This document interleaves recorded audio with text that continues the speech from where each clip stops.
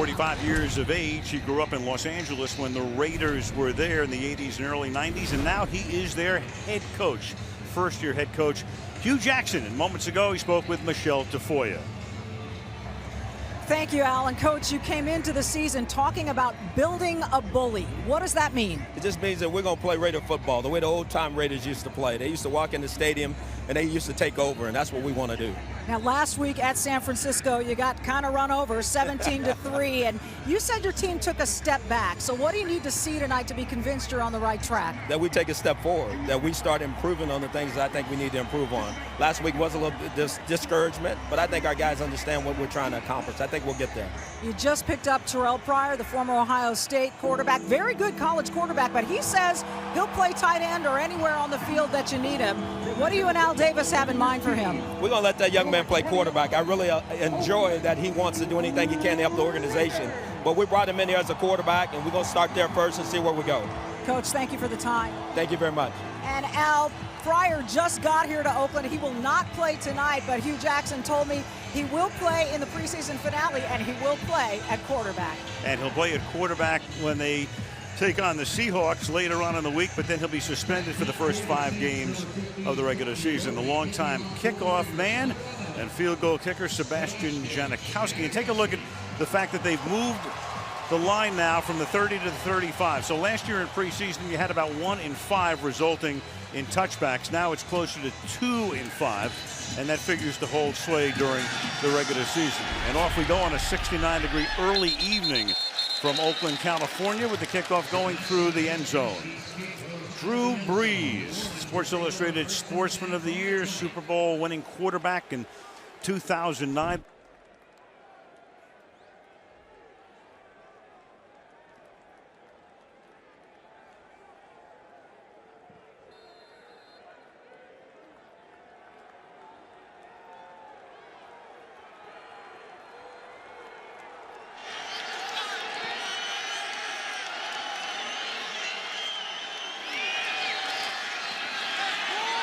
Brees is going to lay it up on the opening play from scrimmage and all the way down the left sideline to Devery Henderson. So Brees unloads, much as the Raiders normally love to do on their opening play. He beats the rookie DeMarcus Van Dyke.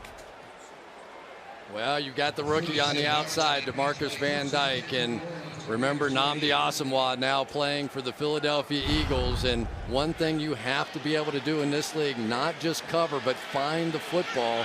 And that is not a good opening sign for that young man. Chris Johnson, who's hurt, would normally be that corner.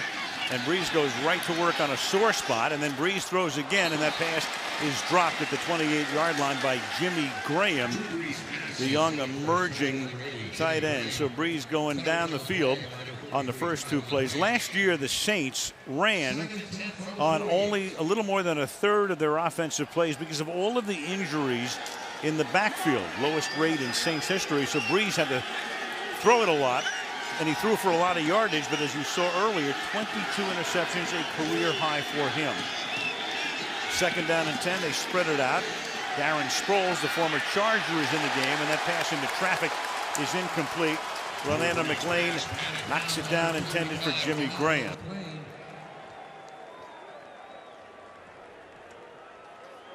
Third and 10. From the Raiders 43.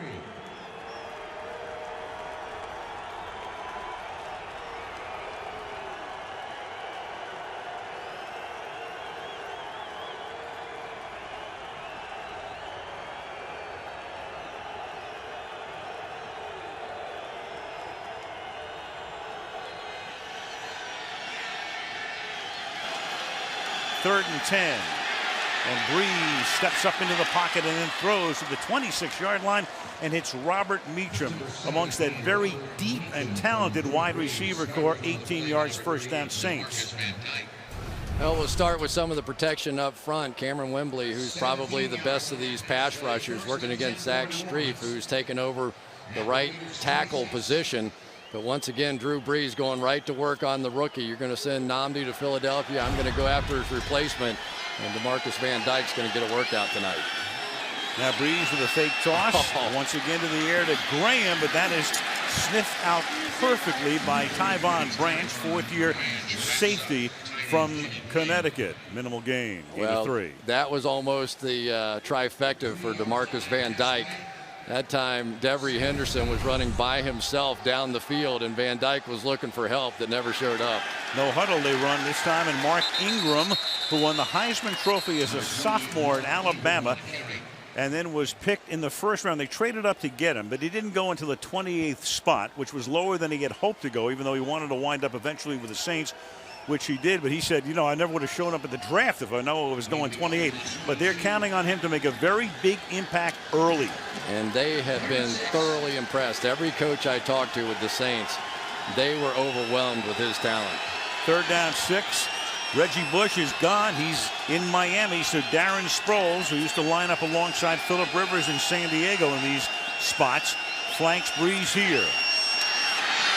And a flag is thrown, and they go to Sproles. That'll be short of the first down, and Gene Steratore will make his first call of the night, tonight's referee.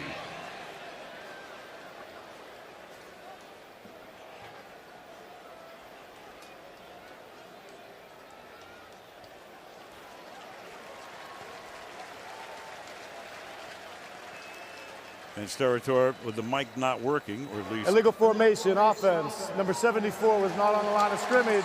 The penalty has declined. 4th down. What he was actually doing before he announced it was asking Hugh Jackson if he wanted to accept it or decline it. Yeah, here we go. And you've got Rolando McClain, the linebacker, who's going to be in man coverage. Here's what ended up the penalty right there. Bushrod was a little bit too far off the line of scrimmage. But that's a good sign for the Raiders that middle linebacker Rolando McClain could handle Darren Sproles in one-on-one coverage. And an interesting call by Jackson to make it 4th and 2 instead of 3rd and about 12. And this is Marcus Colston picking up the first down. So they'd rather have it as a 4th down instead of a 3rd and long. And the Saints say, thank you very much. We'll take the extra play. Well, I don't think Drew Brees has thrown a pass yet that wasn't directed at DeMarcus Van Dyke. Nicely done that time by Marcus Colston as he set up the young player to the outside. This is not easy what they ask these Raider corners to do. And so far, he's been abused. Saints with that short yardage situation and making it pay off, and now plugging his way down to the 1-yard line goes Ingram. Tough runner. He's 5'9" and 215 pounds. His father, of course, played for the Super Bowl champion Giants and made a huge play in their win against Buffalo in Super Bowl 25. Again, they go no huddle on 2nd down and goal. And you've got a whistle before the snap that time. So they're very much playing this like, as we said, a dress rehearsal for opening night. Offense, number 80. 5-yard penalty. 2nd down. Jimmy Graham, the false start. Sean Payton telling us against Tennessee in the middle of the week, you're not going to see the regulars, obviously. He's going to wait for a week from Thursday in Green Bay when it counts. And Hugh Jackson's team has a little extra time. They'll go to Seattle on Friday, but then they won't open up until the following Monday at Denver. 2nd and goal from the 7. Opening drive of the game. And Breeze throws on a slant, and that's caught by Marcus Colston. He's tackled by Van Dyke. The ball will be spotted at the 1-yard line, 3rd and goal. Well, we can almost eliminate the other 10 guys out there on the field. This is just turning into like a one-on-one drill out there. And no huddle again. And they hand the ball off to Ingram, and he powers his way into the end zone for a Saints touchdown. 5 minutes and 15 seconds. And they go 80 yards, 11 plays. 8 passes, 3 rushes, touchdown Saints. Well, when you get a big guy like Jari Evans in there, just go right behind the big guy. He's got the inside angle. He's just going to move his guy completely out of there. And that is how you score touchdowns. You know, Ingram doesn't like to be called as a power back. He thinks he's a complete back, but sure is nice to have a guy like that down on the goal line. Backs don't want to be called power backs. Corners don't want to be called cover corners. Garrett Hartley for the extra point. Chase Daniel, the backup to Drew Brees, at quarterback, is the holder.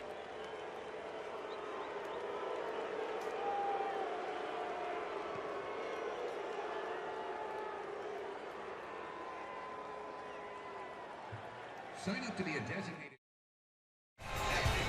There's the great Willie Brown, one of the all-time Raider greats, talking to Marcus Van Dyke, saying, hang in there, kid, but Drew Brees is going to be relentless until you prove you can cover somebody. Thomas Morstead is the Saints kickoff man and punter, and that is fielded in the field of play. So Nick Miller makes the mistake of letting it touch him instead of going into the end zone.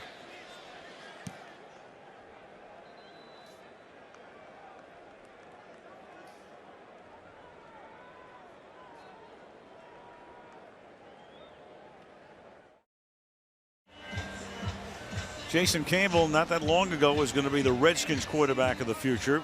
He was a #1 draft choice there, then got sent to Oakland last year in a trade after Washington picked up Donovan McNabb. So in his second season as the starting quarterback, and he starts this drive from the 9-yard line, and the Raiders begin on the ground, and they hand the ball off to Michael Bush, fourth year out of Louisville.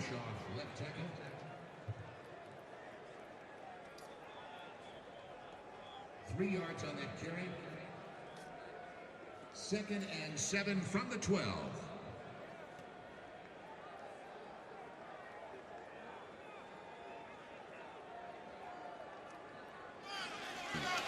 Stefan and Steve Wozniacki, his uncle.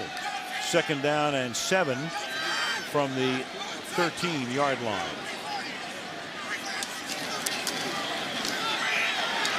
And Campbell hit as he throws and goes deep and incomplete. Hayward-Bay had to turn around along the sideline, and Patrick Robinson, the second-year corner out of Florida State, starting in place of Tracy Porter tonight at that spot, breaks it up. Well, here's what I don't like about Hayward-Bay. He just runs in a straight line. The people in the NFL playing cornerback are too fast.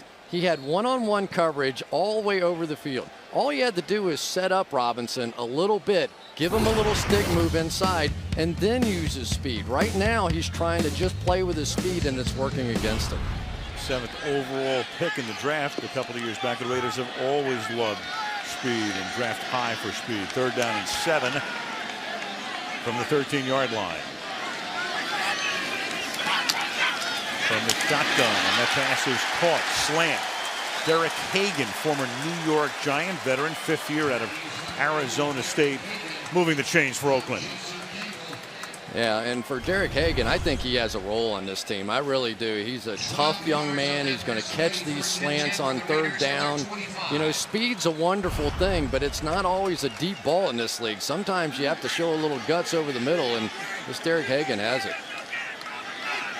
1st down from the 25-yard line. Saints moving around defensively.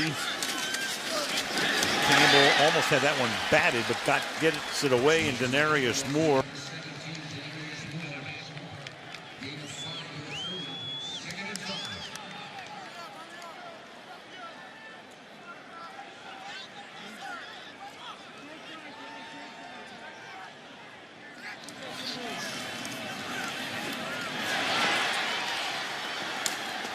Catch made here by Marcel Reese, the fullback, gain of about 3, setting up a 3rd down and a long 1. You know, one of the big changes this year for the Saints is bringing in Sean Rogers up front. Did not have much of a game last week.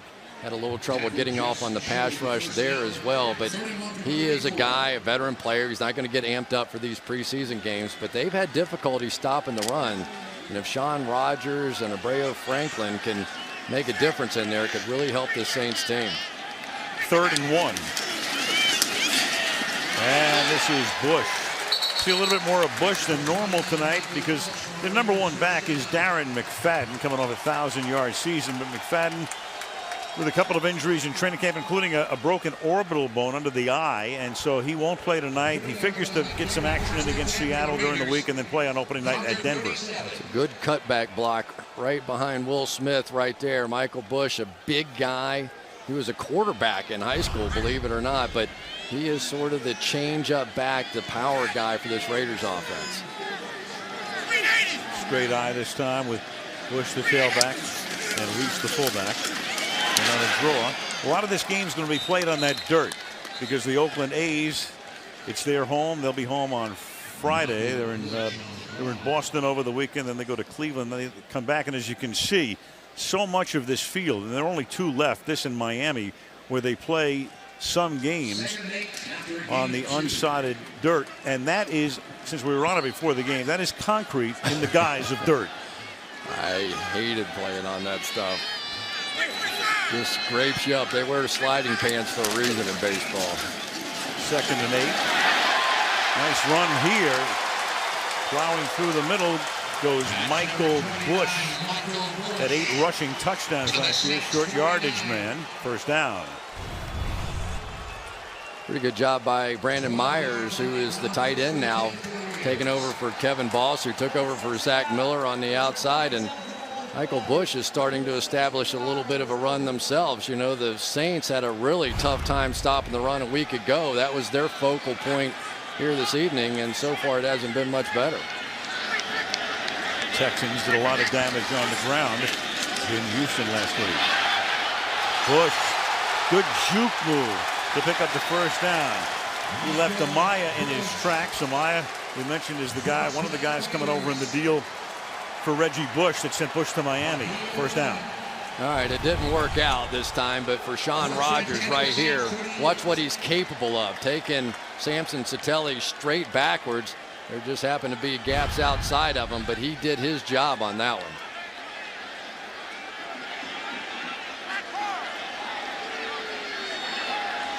Now Campbell, after leading them up without a huddle, calling the play at the line at the 38-yard line. And once again, this is Bush probing the left side. Or Rock Cartwright, actually, that's Rock Cartwright, the former Redskin, played there with Campbell. Well, you know, Sean Rogers is getting the penetration. Now he just has to make a play. He's pushing this line backwards, but he's just not getting off soon enough in order to make the play. He's taken a step over what he was last week. Now he just needs a tackle. 2nd down and 7. Quick-paced first quarter, almost 10 minutes into it. And a flip to the left side, and the catch is made by Hagan, and Hagan breaks the tackle and prances into the end zone. Touchdown. Got away from Tracy Porter, playing tonight in the nickel, and a 35-yard touchdown. That was a nice check that time by Jason Campbell. Saw the man coverage, and you start playing in this dirt, you slip. There you go. You see it right there. Tracy Porter just slipped on the move by Hagan, and there was nobody left. They were straight man coverage across the board. Campbell saw it, took advantage. Nice call. Porter slid into third base, and Hagan goes into the end zone. Now Janikowski to tie the game. With the punter, Leckler holding. And each team with an 11-play opening drive. 4 minutes, 58 seconds left in the first quarter. It's the Saints 7, the Raiders 7.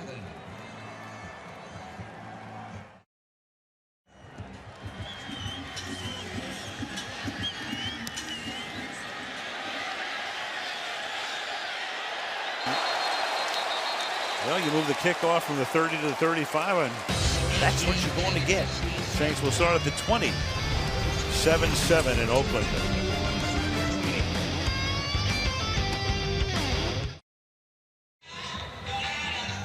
Well, when you have success running the football, you start forcing defenses to come up and play man coverage, which is exactly what happened. Man coverage, man coverage.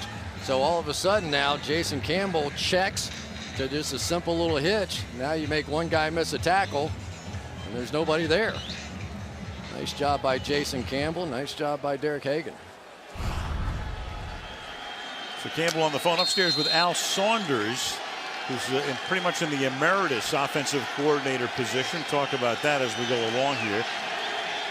Breeze begins the second drive, and here is Sproles to the outside. He goes, and it's pretty clear with Reggie Bush going to Miami, and Bush filled a role. Bush wanted a larger role, and he and Sean Payton talked about it. And then finally, Reggie just opted to, if he could, get sent somewhere. And they brought Sproles in, and of course, the guy who was the saddest about that, well, two guys, Norv Turner and Phillip Rivers. Yeah, no question about it, but they really liked Sproles, didn't they? I mean, they really felt like, as far as you look at the numbers, His rushing average, his receiving average per play, and punt return average were all higher than Reggie Bush's. Did a great job in San Diego, and now Breeze throws, and that's a great catch on a spin around by Jimmy Graham. Talked about him as an emerging tight end. Graham, a basketball player at Miami, drafted in the 3rd round in 2010, and probably an emerging star the way it looks right now. Well, Jeremy Shockey's gone because of the play of one Jimmy Graham. Drew Brees saw one-on-one coverage with his big tight end on the outside against a safety, Michael Huff, and the former basketball player just went up and got it. Nice read there by Brees. And again to the outside. This is Pierre Thomas. Thomas, the lead back in the Super Bowl year of '09. He emerged, and then last year bothered with an ankle, played in only 6 games, had surgery, and healthy again this year. He figures to be part of pretty much a 3-headed monster back there with Thomas, Ingram seeing a lot of carries, and then Darren Sproles. Yeah, and there was a little noise made about Pierre Thomas. People were frustrated that he didn't come back sooner from the ankle, but ultimately had surgery on it, and it feels much better now. 2nd and 8. The pass is caught by Henderson. Devery to the 48-yard line. Think back to the Super Bowl year, and what did the Saints do? They had guys in and out. So there was Thomas at 793, and then Mike Bell played a big part, and Reggie Bush in his specialty role, and that's how the Saints ran the ball in the Super Bowl season. And then the funny thing about this year, I talk about the 3 guys. Chris Ivory had to do most of the ball carrying last year, led the team in rushing, and he'd be 4th on the chart. Here's Sproles, and Sproles around the corner. Gets knocked out of bounds by Stevie Brown, but not until he moves the sticks. Well, I tell you, when you've got a big wide receiver on the outside that can crack back, Marcus Colston that time on the edge came down on the defensive end and made the key block for Darren Sproles to pick up that 1st down. This is quite a weapon when you can come inside on a defensive end and get that guy on the ground, allow him to turn the corner. Now from the 39-yard line, they fake a reverse. And that's good coverage over the middle. Because McClain doesn't go anywhere, doesn't get fooled by Thomas. And the Raiders, a veteran defense. And then last year they bring McClain in, 1st-year guy last season out of Alabama, #1 draft choice. And they say, okay, you're our middle linebacker, and we're going to give you the speaker in your helmet, and you call the defense. You know, it was interesting. The knock on him coming out of Alabama was that he couldn't play man coverage. And he got here, and it's one of the most impressive things that he's been doing. Obviously, with the Raiders, you have to play man-to-man, and he's done a great job so far twice in this game already. Racking his helmet as if to say, I can't hear you from the sideline. And that pass is caught by Robert Meacham. Meacham to the 16-yard line, and another Saints 1st down. The safety, Tyvon Branch, with the tackle. Well, Drew Brees is just too good here. Watch him look off the safety on the right-hand side. He's going to pump it right down the middle of the field, move the safety, and then come right back in the hole where that safety can no longer get to. Zach Strief, the new tackle on the outside, again doing a nice job on Cameron Wembley. He's having a good game. Saints 13 minutes into the game, already 149 yards of offense. Brees 9 of 12 from the 16-yard line. Sproles the running back, and Brees throws, and it's incomplete. Intending for Marcus Colston at the 1-yard line. Stanford route, and he was the beneficiary of Asamoah going to Philadelphia in terms of his bank account. Sure it was, about a $30 million 3-year contract, but this is a play that Colston makes a lot. That was fairly routine, but Stanford route's going to get a little bit of the Nnamdi Asamoah treatment. Not a lot of balls are going to be thrown his way until DeMarcus Van Dyke, the rookie, starts making plays on the other side. Thomas is the running back. Pierre, big hole right side, but then he runs right into 33. He runs right into Tyvon Branch, the safety, coming up to stick him.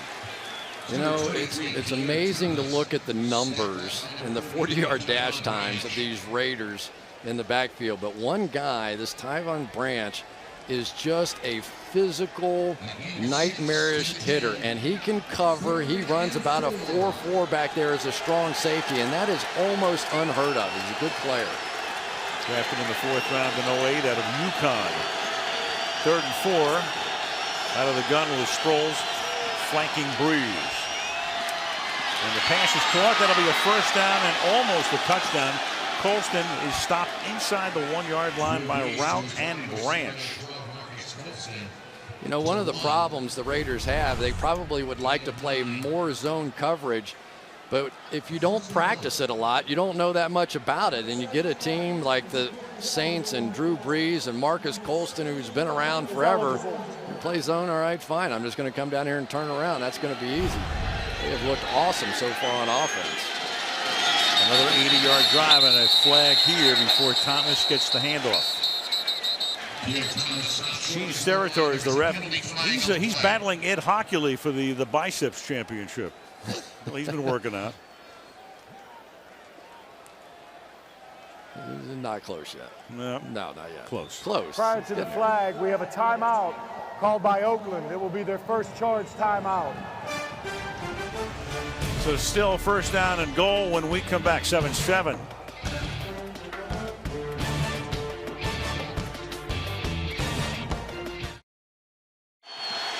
First and goal after the Oakland timeout, and Thomas will vault into the end zone. And the New Orleans Saints have had 2 perfect drives. This time they go 80 yards, 11 plays with good balance, 5 on the ground and 6 through the air for a touchdown.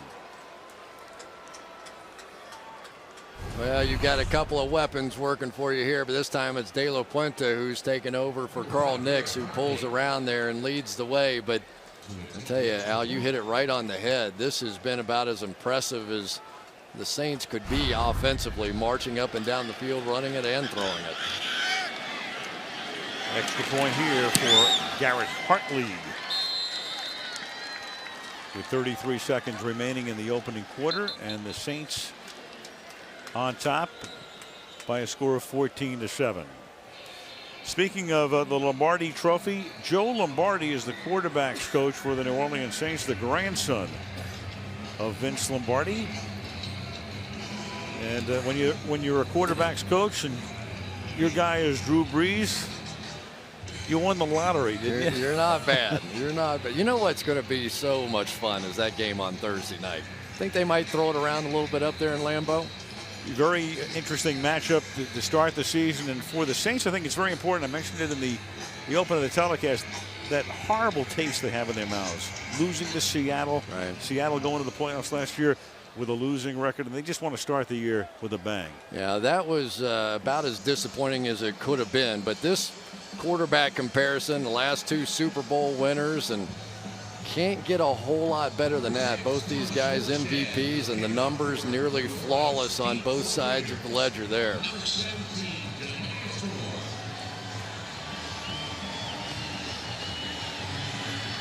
And the Saints to kick off right now with Thomas Morstead.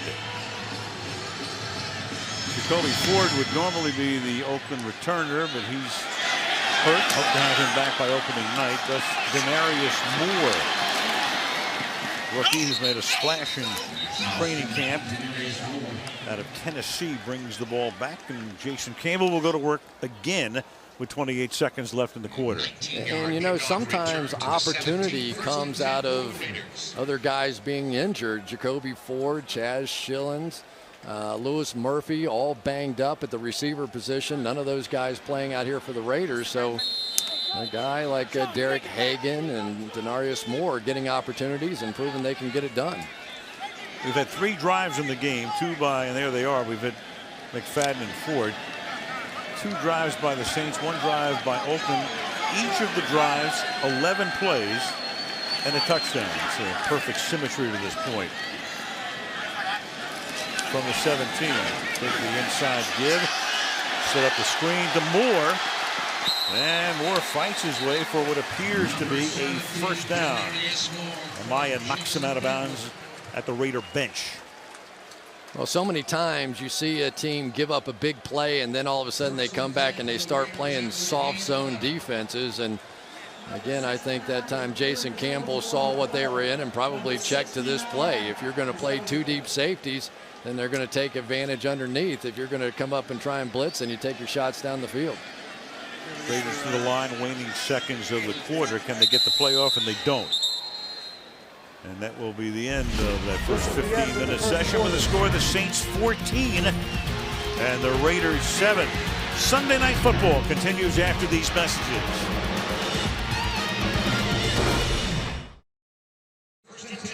Oakland, home of the Raiders, who came into the American Football League in '60, left to go to Los Angeles for 13 seasons, and now hard to believe the Raiders have been back for 17 years. This year number 17, and Hugh Jackson is their 9th head coach over that period of time. First down from the 28-yard line.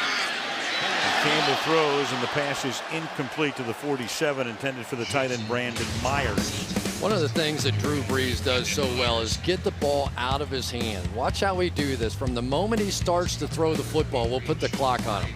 0.33 seconds. Now Jason Campbell, a bigger guy, but watch the little loop that he has to get things started. That little underneath move, 0.47 that time, 0.50 there, and these defensive backs with the way they can run, that does make a difference. This time the toss to Tywan Jones, and they love this guy. And again, a Raider guy with speed. He got a flag on the play. Jones, a rookie out of Eastern Washington, 4th-round draft choice. Gene Steratore ready to make this call to be against the Raiders. Holding. Offense, number 61. 10-yard penalty. Replay, 2nd down. It's the Penn State rookie, Stefan Wisniewski. Get yelled at by his uncle. Yeah. But they're excited about him, huh? They're not sure where he's going to play on this offensive line. They just know he is going to play. Could potentially, I guess, play either guard or center position. And really, Jared Valdir, the only one who has sort of a job locked in on this offensive line. Everybody else is in a pretty stiff competition. 2nd down and 20. And a draw. Jones again. So Campbell, in his 2nd year here, 7th year in the league, when you look at Jason, you know what you're going to get. Through his career, remember, he was going to be the anointed one in Washington when he came into the league. Take a look at his statistics versus the league average. And you talk about a guy hitting the mark on almost every one. So where would you rank him as a quarterback? Middle of the pack. Yeah, he is. And one more look. We'll take that look at it. Just a little bit of that move down before it goes back up. Now, granted, taller quarterbacks are going to take a little bit longer to get rid of the football, but you saw Drew Brees manipulate that safety earlier. And Jason Campbell's trying to get to that point. 3rd and 20, and it's underneath, well short of the first down. Michael Bush takes it to the 29-yard line, and we'll have our first punt of the game from Shane Leckler. And now you think about it, these guys run the 40-yard dash in, what, 4.3 seconds? Well, that was like 0.2 seconds, and so that a lot of times translates to 3, 4, 5 yards with the way that some of these guys in the secondary can move.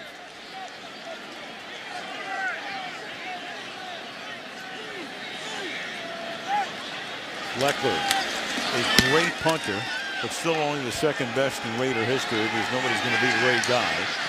And you have Montez Billings, and he gets tackled at the 22-yard line.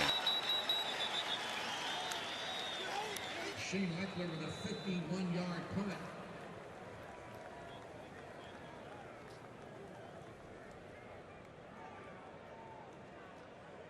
Two yards on that punt return by.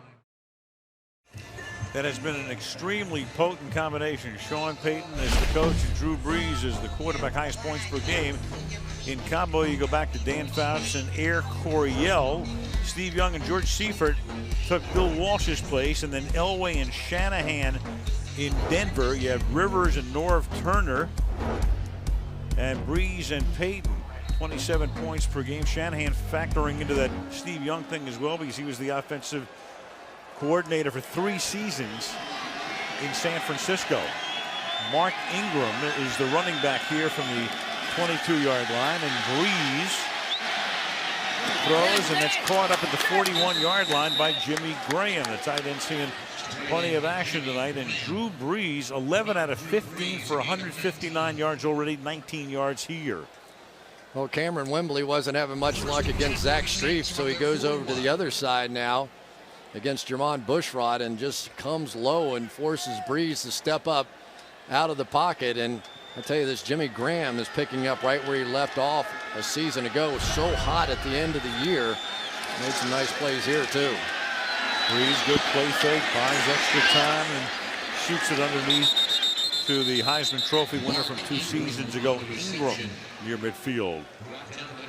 Do you see a little bit of Emmitt Smith in him? Everybody always likes to make the comparison, and I asked him, Ingram, whether or not he, how he felt about that comparison. And he said, I hate it. He said it's a huge insult to Emmitt. I mean, here's the all-time leading rusher.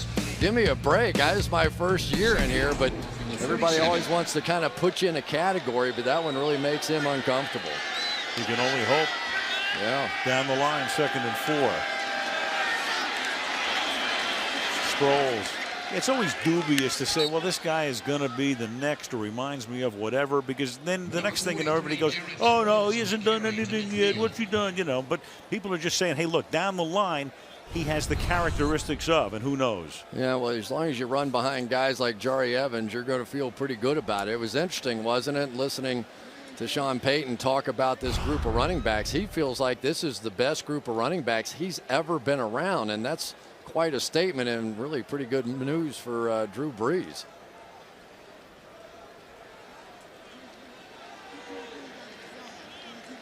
That yellow line was perfect. They're that much shy of the first down, about the length of the football. 3rd and 1. There's Ingram, the rookie. And you've got Sproles, who's going to be the 3rd down guy, and specialist, and Thomas. And again, Chris Ivory, their leading rusher last year. Minor injury, not playing tonight, but another guy who just adds to that tremendous depth. And you could see how much they fell off running the football a season ago. 3rd and 1.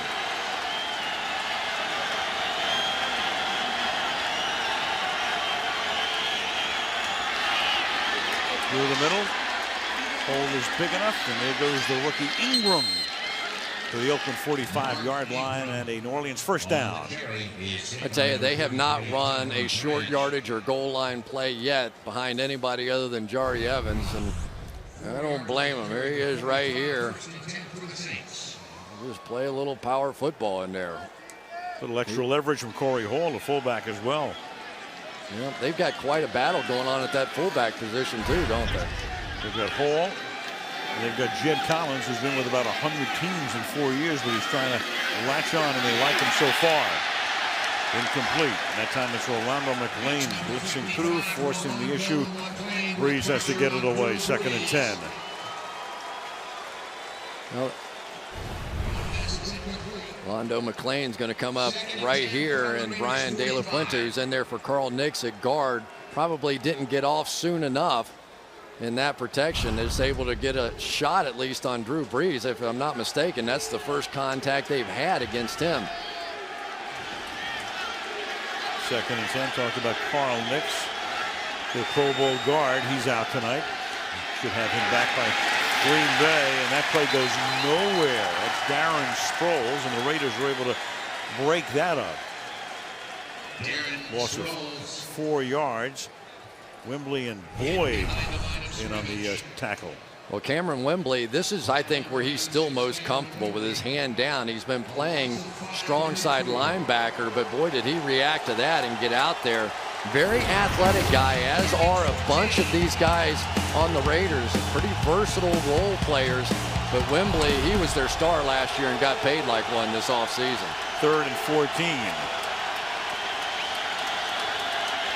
Have to get to the 35 to convert. Flag is thrown. And that'll be short of the 1st down. Graham makes the catch. Flag is at the line of scrimmage.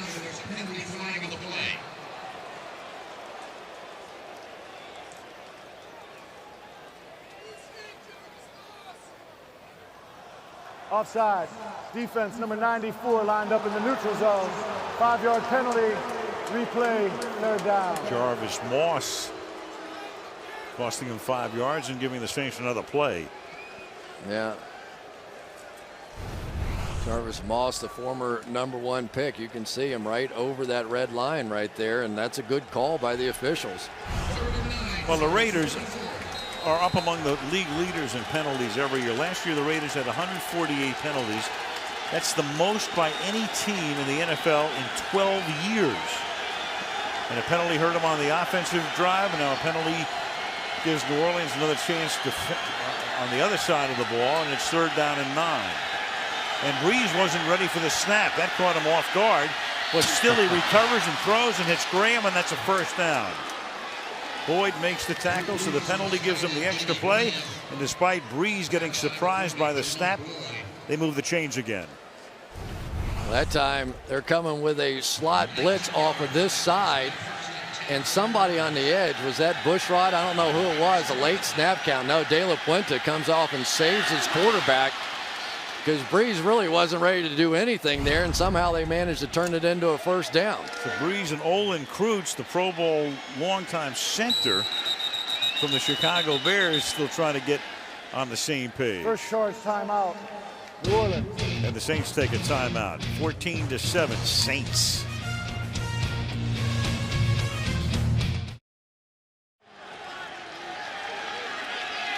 First down from the 25-yard line as Breeze has been spreading it around. Underthrows the tight end Graham that time, but he's able to turn back, recover, and make the catch for a gain of 9 yards. Well, this is one problem that Cameron Wembley's going to have as a guy that's used to rushing the passer. Wembley with his back turned, so Breeze just takes advantage and throws a back shoulder throw to Jimmy Graham. 2nd down and 1. Through the middle, they give the ball to Mark Ingram to get that short yardage. How about Drew Brees so far tonight? He's spreading this thing around to everybody, isn't he? One of the things they were looking to do was pass it to everybody, and they certainly have done that, although Jimmy Graham has gotten the lion's share. Last night when you were talking with him, he was taking some notes. He wanted to look sharp, score points every time we touch the ball, play with great tempo, spread the ball around. Check, check, check, and check so far. Look sharp, be sharp. There we go. He looks fantastic. He can shave before the game.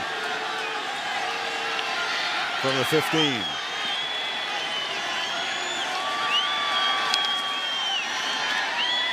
And Breeze from the sunshine into the shade, incomplete. Intended for Graham.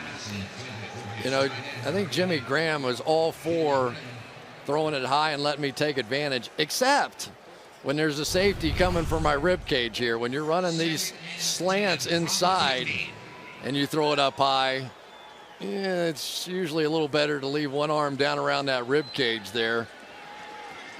He took a shot, but really it looked like Tyvin Branch, the strong safety, took more of a shot. Graham's a big guy. Yeah, Graham came off the field. This is the 11th play of the drive. From the 15-yard line, and that pass is incomplete. The coverage is tight. The coverage is perfect. At Stanford route, making sure that Marcus Colston couldn't get the angle on it. 3rd down and 10. Right in their face, one-on-one. No doubt you were going to get this jump ball, and watch this play by Stanford route. That's just perfectly played. He forced him into the boundary, left nowhere for Breeze to throw the football. Really well done for a guy that now is the #1 corner for the Raiders now that Nnamdi Asomugha is gone. 3rd and 10, halfway through the 2nd quarter. Breeze under pressure, and underneath the pass is incomplete. So the Raider defense stiffens. Matt Shaughnessy put the heat on Breeze through expressing his frustration. It's 4th down, and in comes Hartley's field goal unit. Yeah, that's a good call. Matt Shaughnessy is a guy, really a high motor, high effort guy. Had 7 sacks a year ago. I really like him. I think he's, everybody talks about Lamar Houston on the other side, but this Matt Shaughnessy is impressive.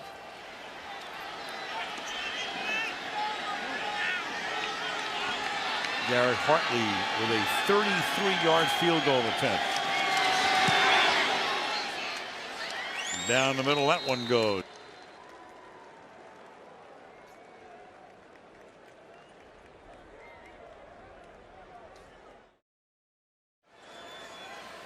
Key Raider losses in the offseason. You know about Asomugha, but he thought he was going to go to the Jets or maybe the Cowboys. He winds up at Philadelphia. Gallery was a one-time #1 pick. Was here for a number of years, and then he signed with Seattle, as did Zach Miller, which was pretty surprising because Miller was a big part of that offense, the tight end going up north to Pete Carroll's team. They got Kevin Boss from the Giants. He's hurt tonight, and they get Trent Edwards, who used to be at Buffalo and Jacksonville, and then Last week, Terrell Pryor got picked in the 3rd round of the supplemental draft. Talked about him at the Open. Yeah, I think Pryor will start as a quarterback. I'm not sure he'll be there in the long run. And we won't find out for at least 5 weeks because he is ineligible to play because of the suspension that was handed down at Ohio State, and then the suspension handed to him by Roger Goodell. One hopper, Taiwan Jones out to the 18-yard line. Sean Payton came to the Saints post-Katrina, and we all know the story. Payton had been with Bill Parcells at Dallas. Before that, he was with New York. Before that, he was at Philadelphia. And at one point, following the 03 season, Payton came out here and talked. There's Al Davis, the longtime owner of the Raiders and president of the General Partners, the title that he's given himself through the years. And Payton was about ready to sign as the Oakland Raiders head coach. But instead, he wound up going back to Dallas. And we'll give you the rest of the story in a second. And this was Taiwan Jones. The Raiders never officially offered him the deal, and they were talking about a contract, and he spent a lot of time with Davis. But then Payton went back and he talked to some guys that he respects a lot, and they suggested he not do it, and he didn't do it. Yeah, and Bill Parcells said, listen, Sean, is it okay if I talk to you like I'm your dad instead of your head coach for once? And he said, sure. He said, I'm going to tell you, I don't think you're quite ready. And Sean thought about it, and he said, you know, a couple more years with Bill Parcells, probably a good idea. And you know, today was the day, though, that Sean Payton went up and paid his respects to Al Davis before the game, walked up maybe an hour before the game and spent 15, 20 minutes with him. And I saw him on the field right before kickoff, and he said, I got to tell you, I was still a little intimidated being around Al Davis. He's a guy that is such a legend in this game, and for the people in the NFL, they all have immense respect for Al Davis. Sometimes he gets a little beat up in the press, but you talk to football people, and they all have immense respect for that man. Now in his 80s, 3rd down and 6. Well, the other thing, just to fill out the story, is that Sean did talk to a couple of former Raider coaches at that point, namely John Gruden and Bill Callahan, and he got their input as well. 3rd down and 6. And the pass is incomplete, and there's a flag thrown, and the crowd wants interference, and they'll probably get it.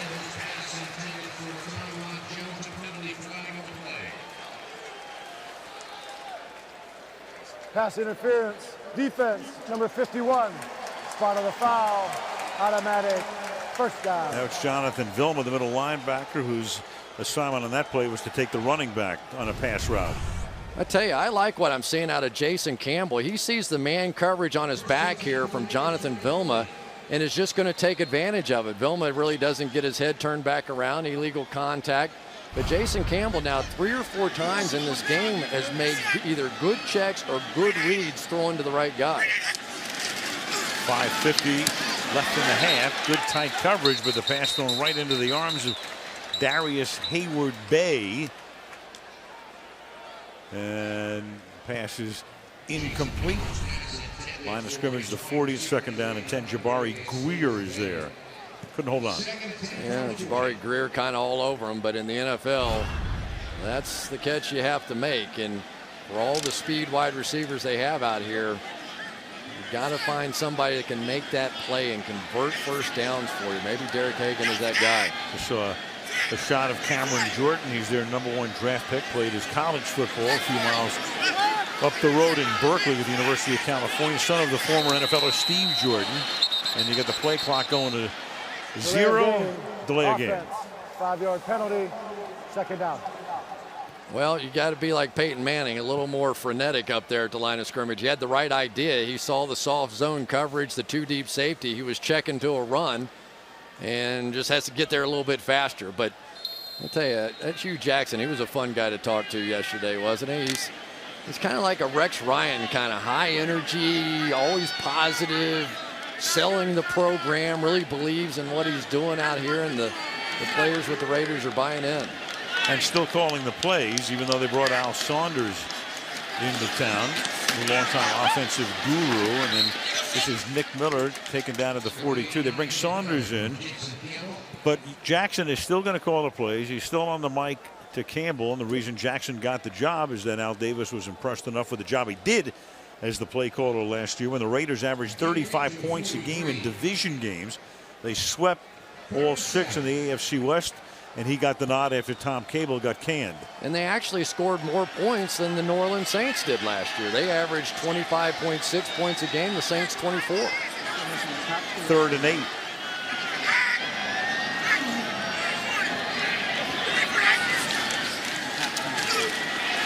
And Campbell. Somehow the ball winds up in the arms of Stefan Hire, and the 6'6", 330-pounder, one-time University of Maryland Terp and Baltimore Raven picks up a first down all the way to the 42-yard line, and the officials will now discuss how the ball wound up in Hire's hands. Who cares? It's preseason. This is great. Will Smith on the outside is going to knock it down right into the hands of Stefan Hire, and he makes an incredible catch, and then he has no thought of making a move. He's going in one direction. Defensive holding. The ball had already been thrown by the quarterback. It was touched by a defensive player, which made the offense eligible. The result is a first down. There you go. Do we see a lot of plays like that or what? Remember in New England last year, the kickoff return on the play? Oh, yeah. 14-yard gain, 1st and 10. For the Raiders at the Saints 43.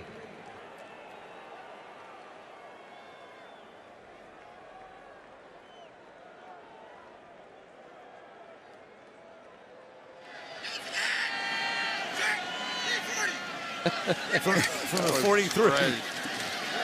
Play action.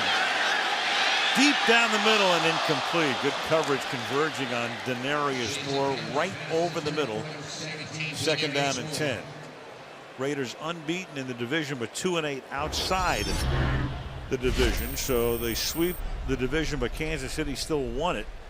35.8 points per game in their turnover margin, but then they get outside the conference zone, and you see what happened to them. Not half as many points per game. But you know, 8-8 is a step. And you look at the weapons they have, and a lot of those weapons aren't playing here tonight. Their top 3 receivers and their top running back, and they're still moving the ball pretty well. 2nd down and 10, getting them by the shirt. Taiwan Jones. It's taken down by Scott Shanley. Well, 8-8's a step, and you're right, because 11 straight losses, or 11 losses in 7 straight seasons. And if you go back to the last time the Raiders were in the Super Bowl after the 02 season, and they were knocked off by John Gruden's Tampa Bay Bucks, since that time, the Raiders have had the 2nd worst record in the league, 2nd only to the Lions. From the 37. 3rd and 3.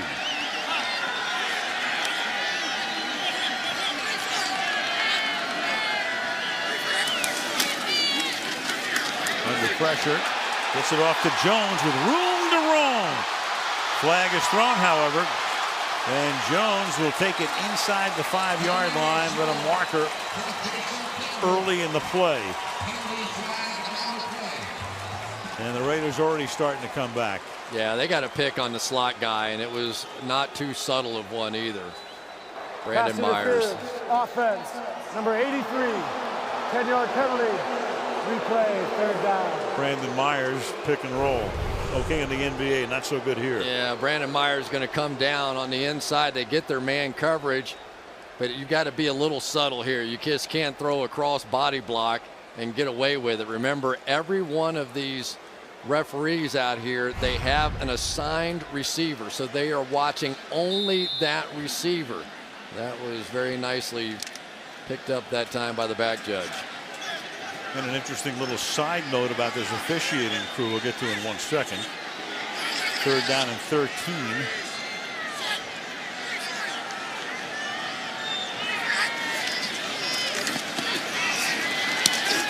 And the pass is caught 39-yard line. Because of the storm, because of Irene on the East Coast, that line judge and head linesman on this crew couldn't make it out of the East, so Darrell Lewis becomes the line judge and John McGrath becomes the head linesman. They're normally not part of this crew, but where were they? they officiated last night in San Francisco because the 49ers were home against the Houston Texans. So they get per diem for an extra day and the bridge toll, and they're here tonight. That wasn't part of the CBA, huh? Right. 57-yard attempt for Janikowski, who's got a great leg, well within his range, and perfect. From 57 yards out.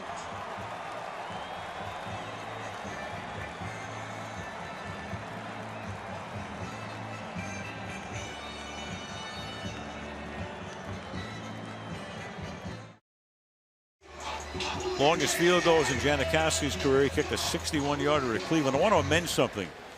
He should have been a regular in Honolulu, but it's a source of major consternation amongst Raider Nation and their fans that he has not gone to the Pro Bowl despite an illustrious career here, because he's been in the same conference with Adam Vinatieri and Nate Kading and other guys who keep getting that trip to Hawaii. So if he's been a regular in Honolulu, he's paid his own way.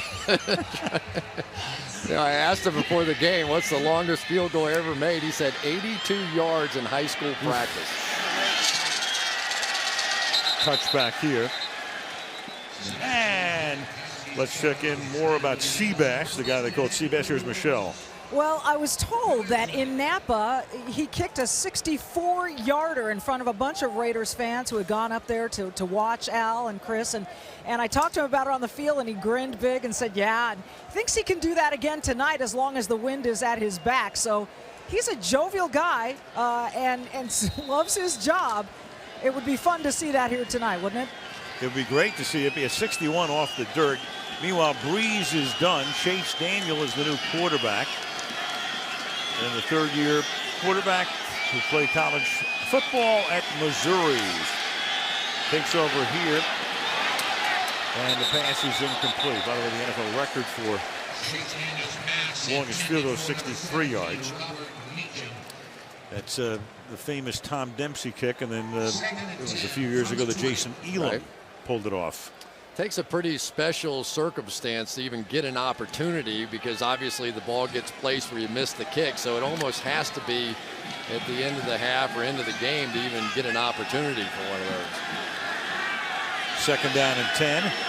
So Breeze was going to play the first half tonight, and 3 drives, and that's enough. He's in mid-November form, and that pass down the sideline is caught by Meacham. And the ball gets there before Branch can knock him out of bounds with 2:19. Well, Chase Daniels doing a little Drew Brees imitation here. Watch him look off the safety himself. A little pump fake down the middle. Hold that safety. Now go get him out there. Really makes a difference. I tell you, receivers appreciate it too. You still get hit, just not quite as hard. He was also ringing at it. He was ringing at his hand as well. He got hit on his hand after he released, and he's going to go to the bench to take the extra moment here as we go to the 2-minute warning. 2 minutes left in the half. 17-10 Saints. John Madden, the old coach, our old partner, one of the all-time greats in so many areas, is here. John, the fabled Raider coach, Hall of Famer, living in nearby Pleasanton.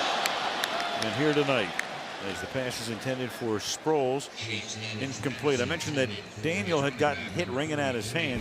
We'll take a look at it. Happens all the time. Usually you kind of hit that thumb when you turn your hand over, making that release on the helmet of the guy coming in at you. I wonder if that one had a little impact on that next throw, because it wasn't close. 2nd and 10.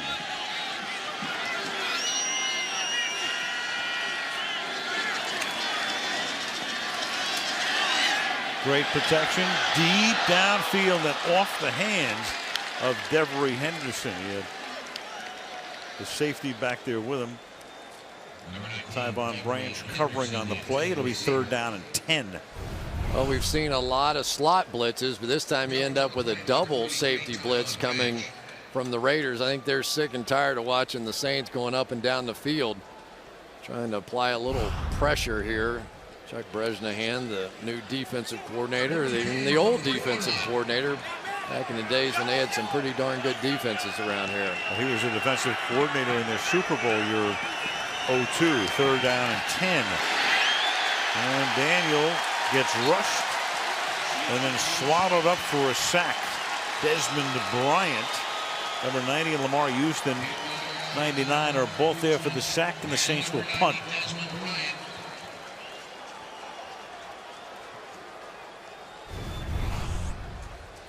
Well, you're going to end up with right here, De La Puente is going to end up blocking nobody. When they, in reality, it looked like a slide protection, but they're supposed to go that way to his right and help a little bit. I think it was Jari Evans was a little surprised that he didn't get any support from his friends. Thomas Morstead for the Saints' first punt of the game. Nick Miller sets up at his 15. Hauls it in at the 18-yard line. And Miller gets spilled up at the 33-yard line. USS Hornet, the aircraft carrier, saw service in World War II and in Vietnam. Currently in a museum in nearby Alameda. And that was the recovery ship for Apollo 11 back in 1969. First down from the 33-yard line. And Campbell backs up and sets up the screen, and Michael Bush takes it for a first down up to the 45-yard lines. The Raiders have 2 timeouts. It's a great opportunity here for Jason Campbell to get a 2-minute drill in. This is probably the last time this offense will play together. Just perfect timing. Great opportunity here. To the outside, swinging it there. Denarius Moore takes the ball into Saints territory, out of bounds at the 48-yard line. You know, so many of those first-string weapons not out there for Jason Campbell. They spent a lot of time this summer at his home on the East Coast and just not having the opportunity to work with his first-line guys, but still a pretty nice night tonight. Obviously, Drew Brees was sensational, but Jason Campbell's been sharp too. Got a lot of the guys staying with him back at his home in Virginia. 2nd down and 3. And that is caught by Derek Hagan, and Hagan, who scored a touchdown at the end of their first drive. Campbell calls a timeout. He'll take the ball all the way down to the 26-yard line. Timeout. Some Saints fans in the Coliseum here in Oakland. And one of them thinking about making the trip to Green Bay. Well, you know, they had that, they spent a week in training camp out here in California. They're sort of becoming the new America's team, I guess. A lot of Saints fans out there enjoying seeing their team. Yeah, they were in Oxnard in Southern California, where the Cowboys have spent some training time over the years. And Sean Payton and the gang said it was a great 5 or 6 days. And Campbell throws to the end zone. It's deflected and it's intercepted in the end zone, and almost starting to come out and going down is Jonathan Amaya. So he is the beneficiary of the batted ball and the interception in the end zone, and that will end Oakland's last opportunity of the half. Well, we're going to start with Vilma running back, but then a player that I think everybody in America needs to learn his name. Malcolm Jenkins is one of the top safeties in the game right now. He's going to come over and knock that football away and set up the easy interception. But you found out just how valuable Jenkins was to this Saints team when he didn't play in that playoff game against Seattle, and they desperately missed him that day. Yeah, Jenkins, a cornerback in his rookie year, and then moved to safety. O'Neal down by Daniel in the first half. Pretty good first half. So much for the lockout, so much for missed time, so much for preseason looking any different. Looked pretty good tonight.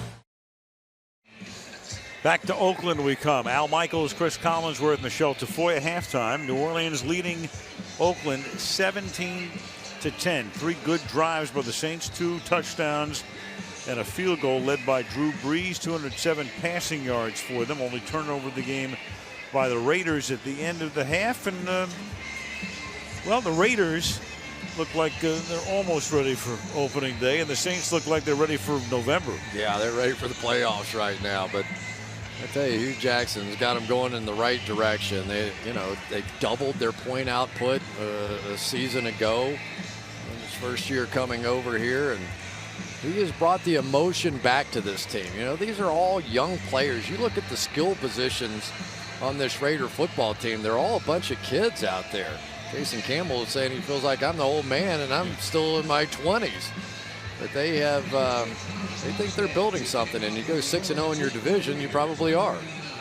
Notice the way he spells his name. It's not the conventional H-U-G-H-U Jackson. It's H-U-E, and it's not for a tint or hue and cry or anything. His mother named him Huey. And he said, I got tired of everybody calling me Baby Huey, so I just shortened it to U. H-U-E Jackson. Morstead with the touchback, and we check in with Michelle. Well, H-U-E Jackson not real happy at halftime. He said, I'm not going to sugarcoat it. I'm not happy.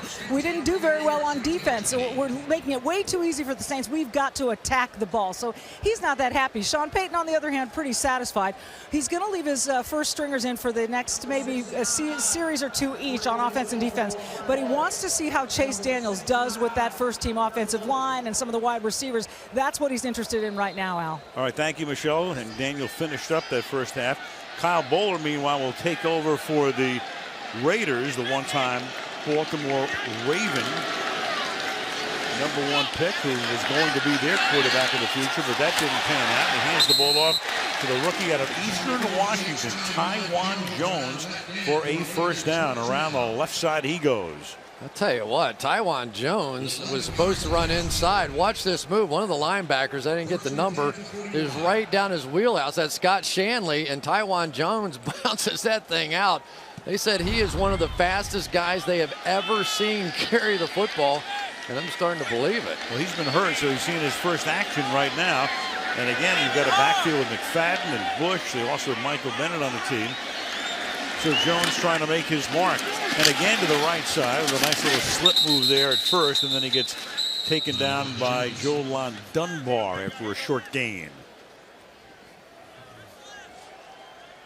Well, Stefan Wisniewski, the young guard, is going to take his shot here at Sean Rogers. Sean Rogers had a lot of trouble with that cut block a week ago. And when you put something on film that gives you problems, the next team's going to try and take advantage, and that's what the Raiders are doing here. Jones again. Wow. Jones, a very impressive beginning to this half after the 43-yard line, and that will be another first down. 7 carries for him now for 33 yards. Watch Wisniewski here get over here for the cutoff block. This is tough to do. Go through a guy, still get on the linebacker. Maybe a tiny bit of a hold there.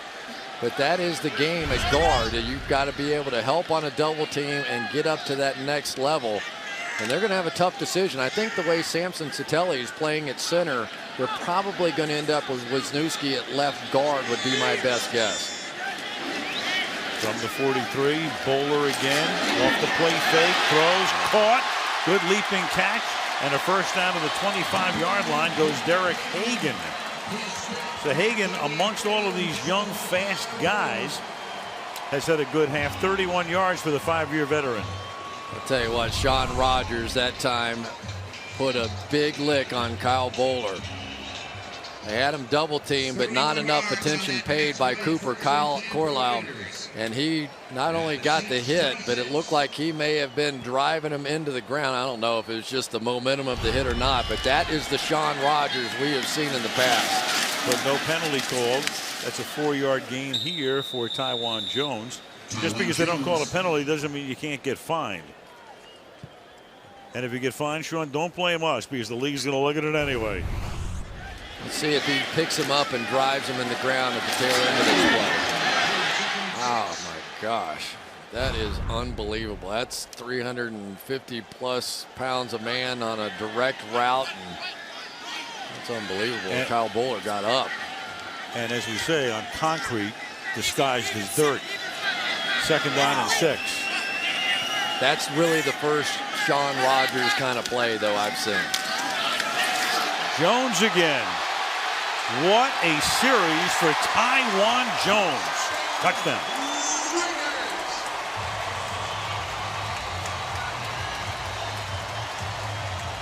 $22 yards. This time it's going to be Cooper Carlisle right here getting just enough of the linebacker on the tail end of this thing. but they were telling us this Taiwan Jones is just a flash. And they really felt like that with all the injuries that Darren McFadden's had, they had to have a backup. They may have something more than that. Derek Hagan with a little veteran hold down the field as well. Jones, born in San Francisco, grew up in Antioch on the East Bay and went to Eastern Washington. Here's Janikowski for the extra point. And that ties the game.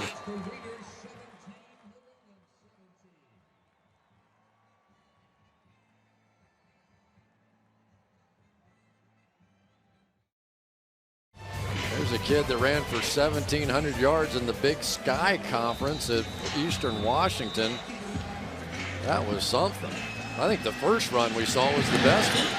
Glenn Pakalek this time will kick off. Courtney Roby from the Saints 1. The flag is thrown at the 30-yard line as the run back comes down to up to the 34-yard line. Gene Steratore to make the call.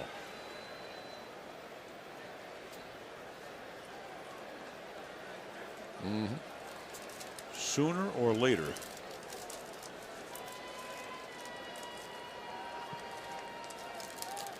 There are 2 fouls on the play. Holding. Return to number 59. Attempted is declined. Also during the return, holding number 35 of the return team. 10 yards from the spot of the foul. First down, New Orleans. Taiwan Jones putting on a show that last drive. Watch this one. Poor Scott Shanley. I got him. No, I don't got him. That's like Barry Sanders used to do to guys. Ran a 4.33, and I think all the Raiders run 4.33 or something close to it. But you can see he just has a certain little wiggle to him that looks pretty flashy out there. That was impressive. Great running back depth if this kid turns into something. Chase Daniel dancing and then finally just heaving it into the Raiders bench as the secondary did its work. Second down and 10. I'll tell you, Marcus Colston found out what it's like to play on a baseball field. He came down, his route was supposed to be run, stopping on the baseball field. Watch how tentative he is coming out of there. You just can't dig your cleats in. You're so used to running your routes a certain way, and then you're just a certain insecurity when you hit that dirt. Second and 10. And getting stuffed in the backfield that time. Darrell Blackstock making the acquaintance of one Mark Ingram, knocking him down for a loss of 4. Just a backside run through here. They're trying to run that stretch play away, and you're going to see him just come downhill here and hit this thing. Really nobody gets there on him, and he takes advantage. Mark Ingram said, never saw that at Alabama. Third down, 14.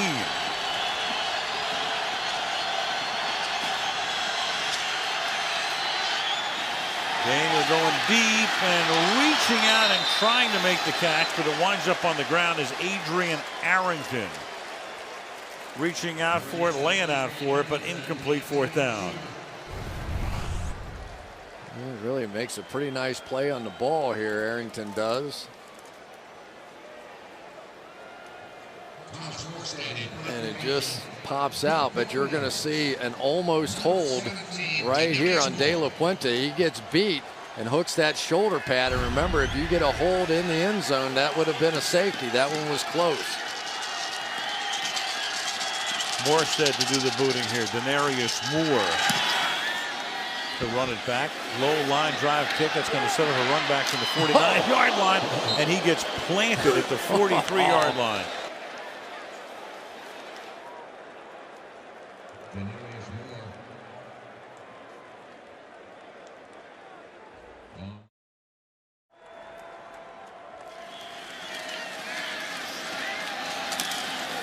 This drive starts on the plus side of the field with Taiwan Jones getting the carry here. Gain of 3, 2nd and 7.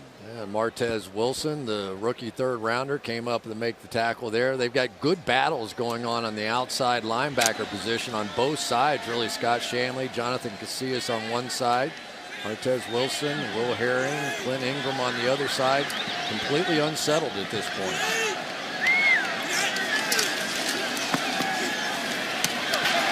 To the outside, and that's a first down and more. Spinning away Derek Hagan, trying to make sure he secures a spot on this team. And Derek Hagan, the former Giant, has now caught 6 passes for 121 yards tonight and a touchdown. Derek Hagan may be a bit of a mutter. He likes working this dirt down here. He beat Tracy Porter earlier on the dirt for the touchdown, and now comes back to Jabari Greer on the other side. I think Derek Hagan's making a huge impression for the Raiders tonight. That ain't no mud. You know that, right?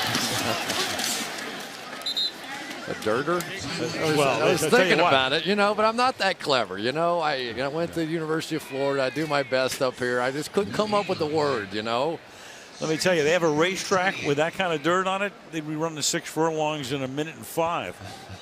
Not our horse. Not your horse. I set you up perfectly that time. 2nd down and 10.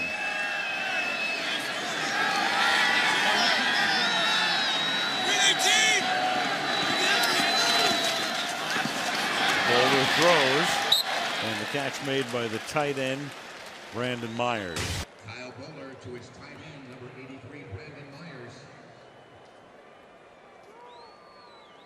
Gain of 6 to the 22.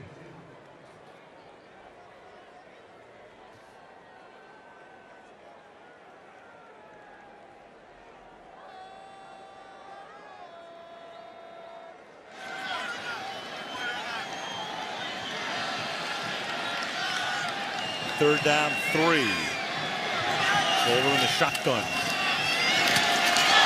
Contact made, ball batted, it's incomplete, no flag on the play. Denarius Moore and Jabari Greer got there together. It's 4th down, and Janikowski's group comes out. Well, as Peyton Manning will tell you, it's a little dangerous to throw those little drive routes against the New Orleans Saints. They're going to play them tough. Jabari Greer's done a nice job on those tonight. So now Janikowski, who earlier made a 57-yarder, so this would be the equivalent of a chip shot for him, 39 yards.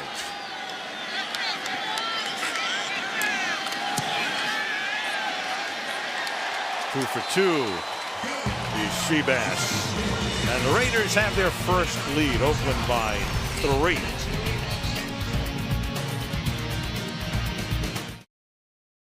Some headlines made in this area last week, and you might have read about it no matter where you are in the country, at Candlestick Park across the bay. Raiders 49ers in a preseason game. It's a preseason rivalry, and 2 shootings in the parking lot.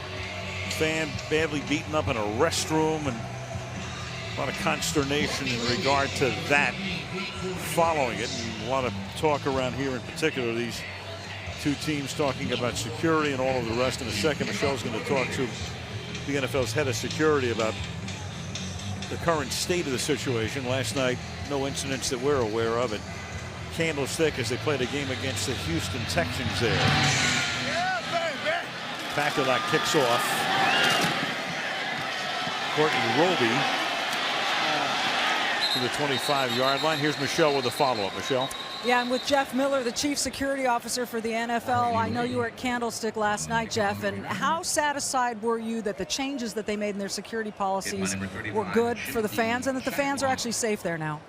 I think the fans are very safe there now. Chief Sir, the San Francisco Police Department, along with Jim Mercurio and the stadium security team, did a great job of interacting with the fans at the earliest possible time out in the lots. In 2008, you came here and you assessed the Raiders parking lot as one of the most dismal security situations in the NFL. And fair or not, this place has a perception of not being very fan-friendly, not very family-friendly. What's your assessment of how things are today in 2011?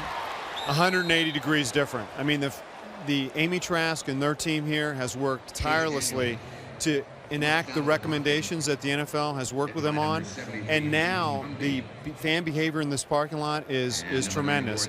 And the fans come up to you. They love the fact that the police are out there engaging with them, creating a safe environment. If you haven't been here in a while, you need to come back and see it because it's a lot different than it was in 2008. Now, after all the turmoil last week between San Francisco and Oakland, the 49ers suggested let's stop that rivalry in the preseason. Does the NFL want to be capitulating to a certain small group of fans who are causing a lot of trouble for the rest of them? Well, and certainly that'll be a decision that Commissioner Goodell makes in consultation with the owners. But I really feel like we're going to be able to solve the problem. What happened last week was completely unacceptable.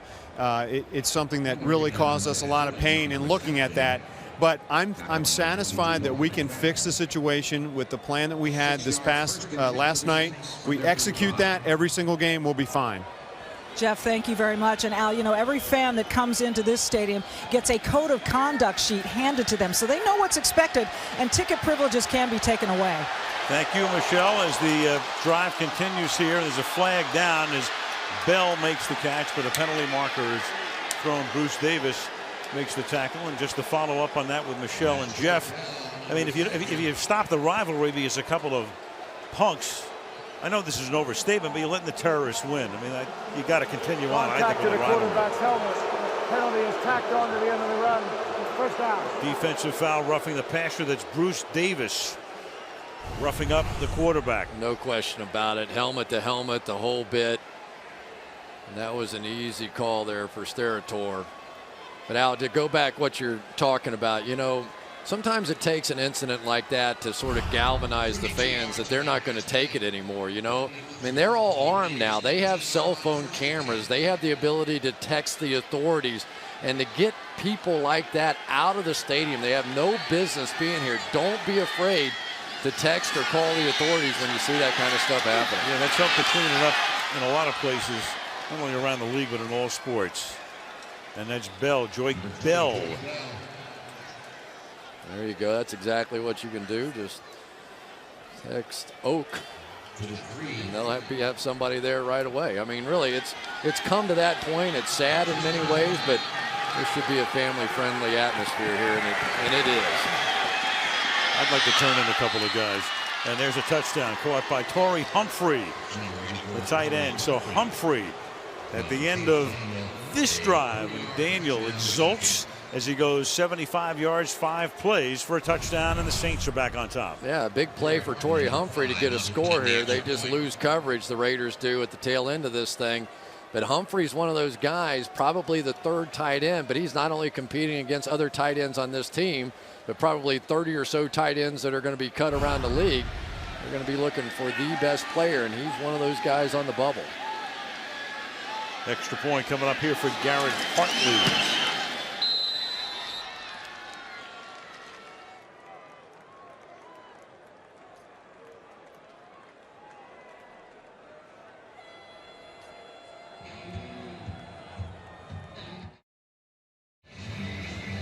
Back to the Coliseum.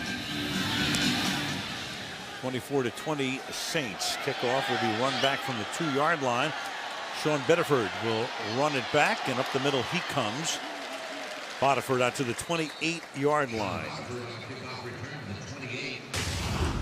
Drew Brees, Purdue Boilermaker.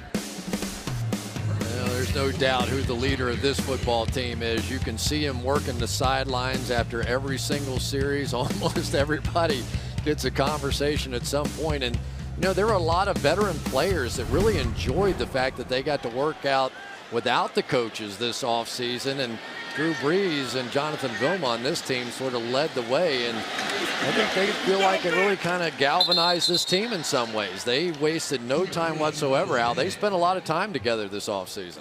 Michael Bennett, gain of 2. A lot of the teams did work out in the offseason. We talked about Campbell before, bringing some of his receivers back to Virginia. And Brees may have done the most of all. I mean, he gathered everybody. He was, in effect, the CEO of the offseason. He even went out and shopped for insurance policies so that young guys would come in and not worried about having a career-ending injury. And you asked him something about politics last night, and his answer was? We'll see. Yeah, we're not taking anything off the table. He'd be pretty good, too. I think getting a little taste of all that CBA stuff and the negotiations. And, you know, we were talking about it a little bit, but we've talked to both the owners and the players, and they felt like that basically when the moment occurred that they could look across at each other and they essentially asked the lawyers to leave the room, that's when the movement really started and probably saved the season. And made it a lot more stable over the next 10 seasons. Nick Miller makes the catch. Well, Brees Mentioned at the top, Sports Illustrated Sportsman of the Year, that 09 season, totally unforgettable. And you go back to the fact that in San Diego, I mean, he could have been there for a long time. But then they drafted Eli Manning. He didn't want to go. They got Phillip Rivers in that trade. Chargers had to decide between Rivers and Breeze, and they chose Phillip. Not that they regret it. The tackle made on Bennett here. But then Breeze goes to New Orleans after Miami, in effect, passes on him because they didn't like the fact that his shoulder didn't look that good, they thought, after the surgery he needed following his San Diego days. And then, of course, the rest is a storybook tale. Post-Katrina, Peyton comes, Breeze comes. They have a really good year in 06, and then they win it all in 09. And sometimes you get that perfect quarterback-coach mix. And you just get the feeling that those two guys, sometimes I get them confused when I'm talking to one or the other. You can almost, separate them at birth kind of thing. They bring a ton of energy. One of my favorite things to watch is when they go into practice on Friday. They do sort of their goal line situation, ones against the ones, first string offense, first string defense, and they go at it. I mean, there's a few side bets on the line. They're out there having some fun, but they really feel like that's the reason defensively they are as good as they are down around in the red zone, because they go after it that way on every Friday. Leckler into punt. Andy Tanner. We have an opportunity to run this one back. Tanner, first-year player from Midwestern State.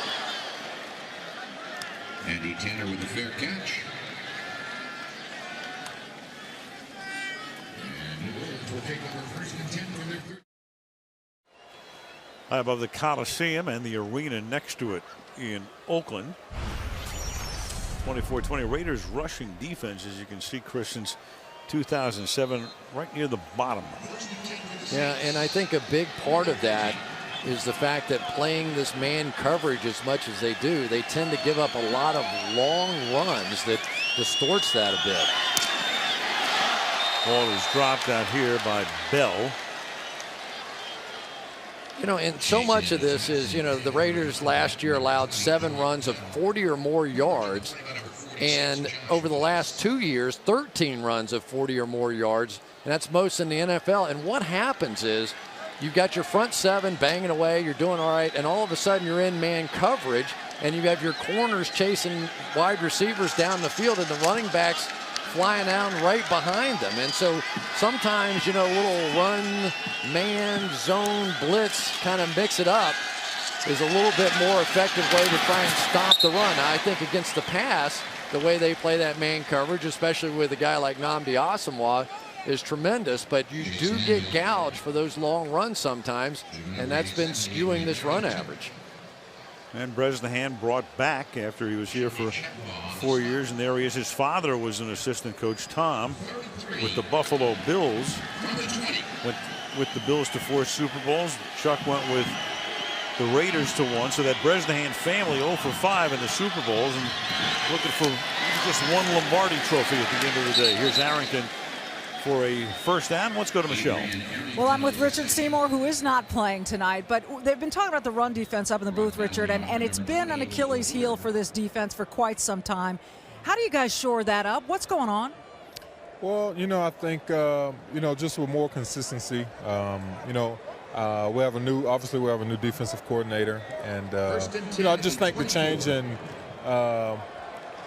for us defensively, we just have to get it done. I just think, no matter who's the coordinator, who's the players out on the field, everyone has to be on the same page. And, I think we started out when you're just looking at our division. We've been good inside of the division, but then when we got outside of the division, we really didn't get much done. So. Well, one thing, Michelle, not only do they have to shore up the run defense, they have to shore up the pass defense. That was Bell, who was open by 20 yards and then breaks tackles on his way down to the 15. Yeah, I think it's number 48, Bonnie Jaju, who just ended up a little bit lost, didn't see the back coming out of the backfield. And Joy Bell makes a sensational run. Got hurt earlier in the preseason, and with all the great backs they've got on this team, they still like him. He was almost in a position where he was the man if they had moved on in the playoffs last year, because so many guys got hurt. Hurtled over Chimdi Chekwa, and Carry here by Bell for a gain of 5. Get a flag on the play. Let's go back to Michelle. Well, Richard, you've been part of 3 Super Bowl championships with New England. What specifically do the Raiders need to do? They haven't been to the playoffs since 2002. Desperately want to get back. What are the specifics? Where do the improvements have to come? Well, I just think just consistency in everything that we do, offensively, defensively, and also special teams, and everyone just being on the same page, it doesn't happen overnight. I just think, the things that we can do in the offseason, preparing, and also in training camp. I think, everyone knows we have the talent, but talent alone doesn't get it done. We have to get it done in training camp and preseason. And, it's times like this where you build the bond as a team. And, I think, we can get it done, but we just have to do it. Richard, thanks for the time. We look forward to seeing you active. Thank you. All right, thank you, Michelle. Seymour coming over, and when we got traded over here, everybody around the league was shocked. 1st and 15, and that pass is thrown out of bounds. Montez Billings cutting across the middle of the end zone, but had no chance to haul it in, and Daniel said, that one's on me, Montez. Yeah, it is, because Montez was wide open on this one. Watch this. He comes down inside, and there's going to be not a soul around him, and just couldn't get him the ball fast enough. Missed opportunity, but we talk a little bit about that run defense, Al. And defense it's a discipline. You've got to do your assignment, and the Raiders have to make sure that everybody is not trying to go get their sacks or get their tackle total up. They're doing their simple assignment. And maybe last year and the last couple years, sometimes guys want to go for a few stats instead of just sitting in their gap and making their play and not worry about what the guy next to you is doing. You got to maintain that spot on the field. And a few old pros I talked to down there that have been associated with the Raiders are telling me if they get that a little more discipline, maybe they can get it turned around. But make sure you define what a 3-technique tackle is before you go any further. You looked at me. You know me too well. 3rd and 15. And the little screen, that's set up nicely for Ingram, and Ingram will pick up the first down. So on 3rd and long, he gets 17, and that turns it into a 1st down and goal for the Saints. I tell you, Mark Ingram may not have the best 40-yard dash time, but the first 10 yards that this guy runs, watch how quickly he accelerates after he catches this ball. He just has that burst that gets him into the secondary. If I'm not mistaken, at the combine, I think he had the fastest 10-yard time of anybody out there, and he is a physical guy once you get to the point of contact. Went by his old teammate from Walter McFadden, next one with Auburn in Alabama, so they've known each other on the playing fields in Alabama. That's a 1-yard gain for Joyke Bell, who had the big 60-yarder. 2nd down and goal, and we have a half a minute to go in the 3rd period. That was one of those sort of half-hearted jumps there, wasn't it? Yeah. He never, I don't know, he didn't get his feet planted or something. Kind of half jumped over that one. There he goes, kind of in there, and no.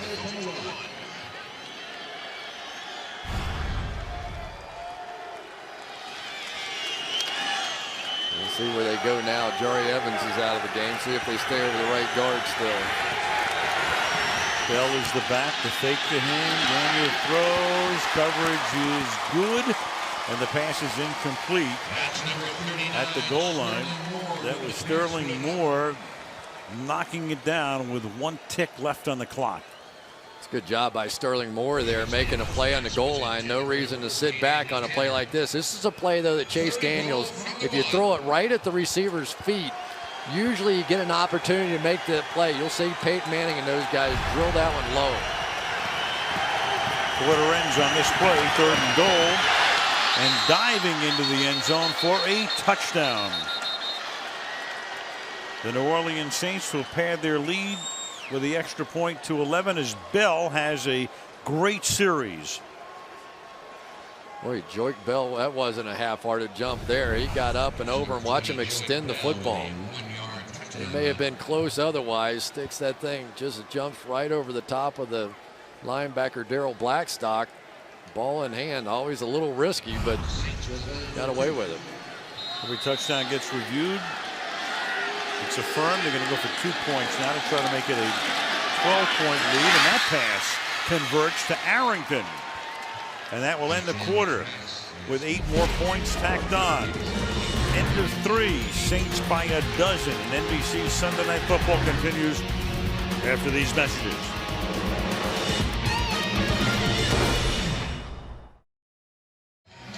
Across the bay from San Francisco in the East Bay in Oakland. 32-20. New Orleans on top. Saints going home after the game. They'll take on Tennessee on Thursday. Then go to Green Bay the following Thursday. Raiders play in Seattle Friday and then open 2 weeks from Monday against Denver at Mile High. Here's Nick Miller running the kickback.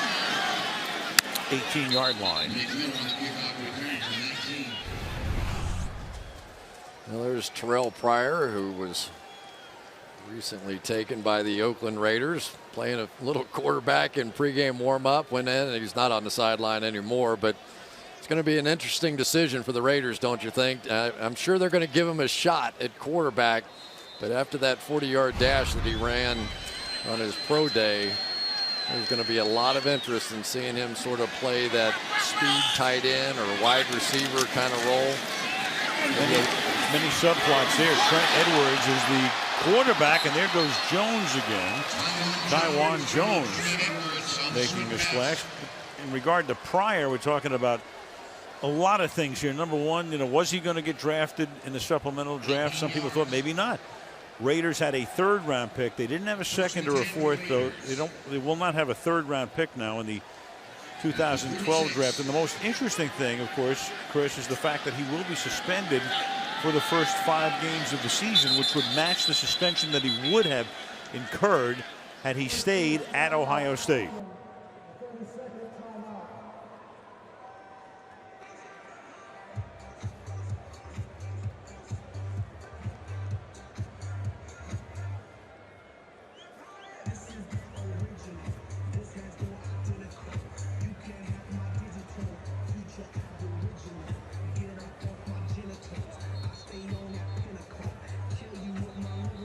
A lot of people think, Chris, that Roger Goodell was just matching up what would have been in college with the NFL. Maybe a little bit more than that, though, I think. Yeah, but it's a new precedent. We haven't seen that happen before, where they carry NCAA sanctions over into the NFL, and it's going to be interesting to see if the Players Association ends up appealing it. Pryor said if the Raiders want to appeal it, that's fine with him. I'm not sure he wants to have all that dredged up again and relive. Indications are it won't. Meanwhile, here is Jones, and Taiwan Jones out to the 49-yard line. We were talking about him in camp as a possible future star, and he's showing a lot of that tonight. I tell you, he's got a little Chris Johnson in him, and I know that's some kind of statement, but we haven't seen anybody be able to get this kid on the ground so far. That's about the 2nd time tonight we've seen him come to a complete stop, go back the other way, and make people miss. He has been very, very impressive. 12 runs for 75 yards, and that pass is incomplete, intended for Sean Bodiford. Here's Michelle again. Well, regarding Terrell Pryor, I spoke to his attorney, David Cornwell, today, and he said he does not know why the NFL Players Association is not appealing that 5-game suspension. And he said if they wanted to tomorrow, they've got Cornwell's blessing and Terrell Pryor's blessing to do so, because they do want to test these waters and find out if the NFL is going to extend, be kind of an arm of the NCAA in implementing these suspensions, Al. Well, as Chris just said, I think one of the things that maybe that mitigates against that is the fact he doesn't want to get dredged up again. Here's Jones. You know, the other thing, I don't think that they want college players using the NFL against the NCAA. So, in other words, if Pryor had gone in and said, okay, fine, you want to suspend me for 5 games? I'm going to go to the NFL. And if the NFL just allows him to come in and get paid, that sets a bad precedent for the NCAA. And, of course, the NFL always wants to maintain that relationship with their college partners. I think that sums it up perfectly. 3rd down and 10. Edwards loses the ball, and the Saints are right there at the 39-yard line. as Gillette comes up with the fumble recovery after Edwards trying to win that number 2 spot in that battle with Bowler. Can't handle the football.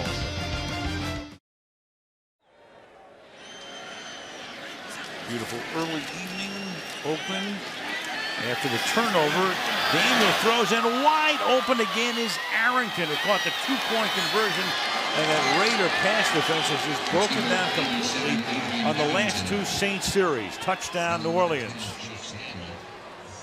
Well, it's all going to start up front. First of all, a lot of guys fighting for a job inside. There's Matt Tennant, who will eventually be the center probably around here in New Orleans, but we have seen the Raiders really foul up some coverages on the outside. That time the cornerback looked like he bit on the underneath route and just was nowhere to be found. Don't want to tell you for sure, but my guess is Joe Porter should have been back in that third. And the Saints are going to line up for another 2-point conversion. Why not? Or why? Yeah, well, get to run another play with this group, and it gives them an opportunity for 2 more points because you've got Bell going in for the conversion. Joy Bell.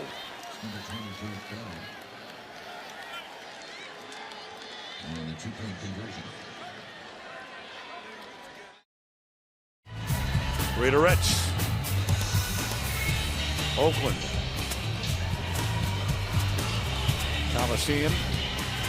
Been around since the mid-60s. There's Breeze and Daniel.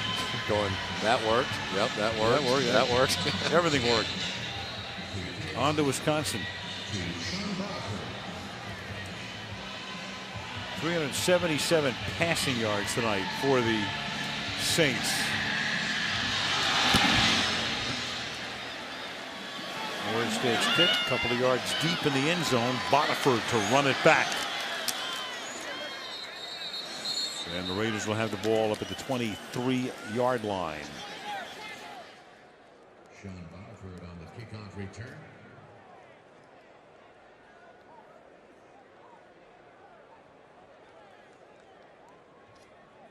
First and 10 for the Raiders from their 22.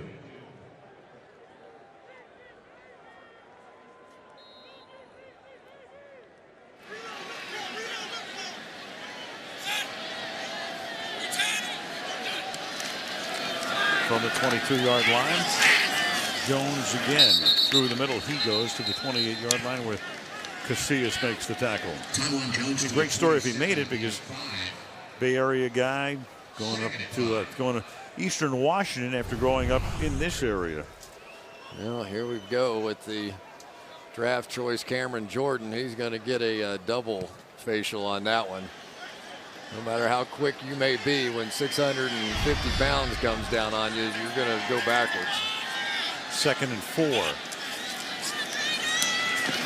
Tipped and incomplete. Jordan with great bloodlines, of course. His father, Steve Jordan, played for the Minnesota Vikings after a college. 3rd and 5 from the 27. Yeah, and Cam Jordan's a guy that's trying to learn a lot, as are a lot of these guys. You know, I mean, this is a relatively new look up front with Sean Rogers. How's he going to fit in? Cam Jordan, how's he going to fit in? But all the reports are that he was as advertised. Holy cow. Yep. The world collapses, and that's Jonathan Casillas trying to win the starting job at one of the outside backer positions, getting credit for the sack here. All right, now I found out why Taiwan Jones may not be playing all the time. When you have a speed guy, what do? You attack him in the backfield, and Taiwan Jones this time is going to try to step up, and Casillas is going to say, welcome to the NFL. Right through him. And I tell you, quarterbacks, as much as they love long runs and big pass plays, you can't have that. So then you become a specialist if you can't pick up those blitzes. Leckler with a booming kick. And all the way to the 18-yard line, Tanner backs up to that spot. And the run back of 11 yards out to the 29-yard line.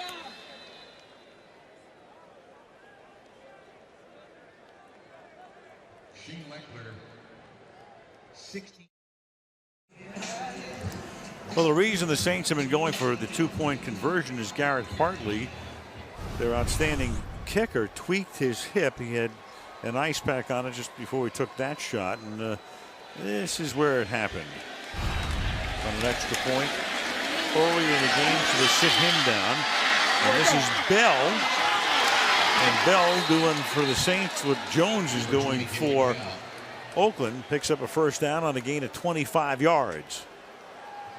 You know, it's not an insignificant thing when your kicker ends up holding his hip over there, but for Joique Bell, this has been an impressive showing. Some good blocking up front as well.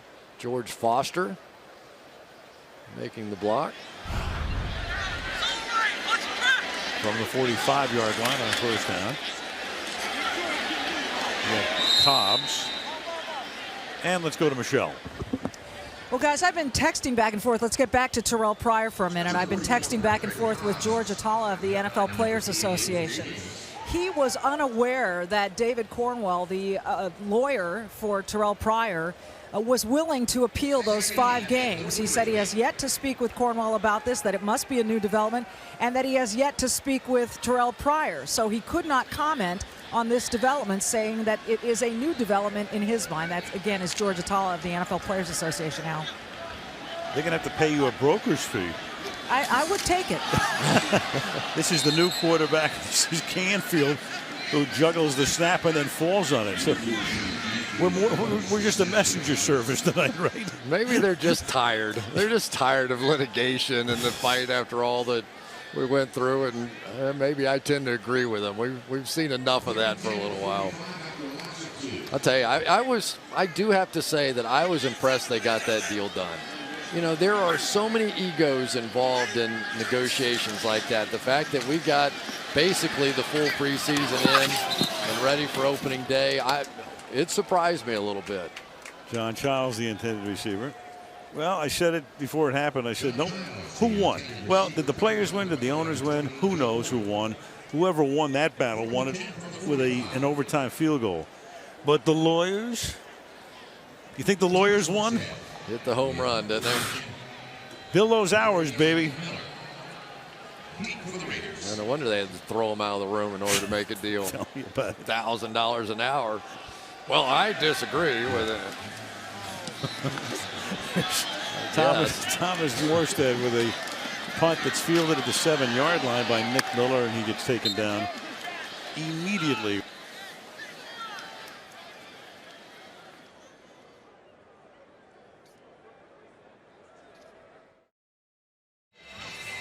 Well, tomorrow is the 6-year commemoration of Hurricane Katrina roaring through New Orleans.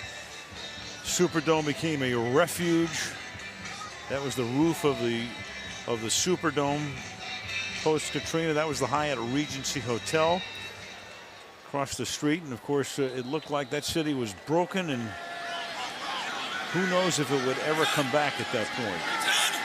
And we all know what has taken place with the city on its way back as Bennett takes it up to the 11-yard line. And so much of it has to do with the Saints and at least the spirit that they provided. They gave the town a lot to look at. Devery Henderson and Will Smith would be the only 2 guys who were with the Saints when Katrina hit, and they were out here, so they couldn't get back home.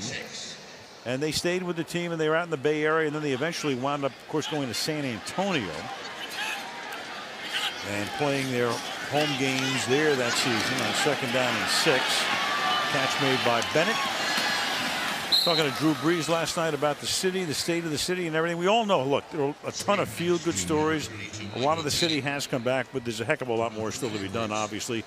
Tom Benson, the longtime owner of the Saints, going through the thick and thin of it. And now, of course, his ultimate reward was to see the city come back and get the Lombardi Trophy 2 years ago.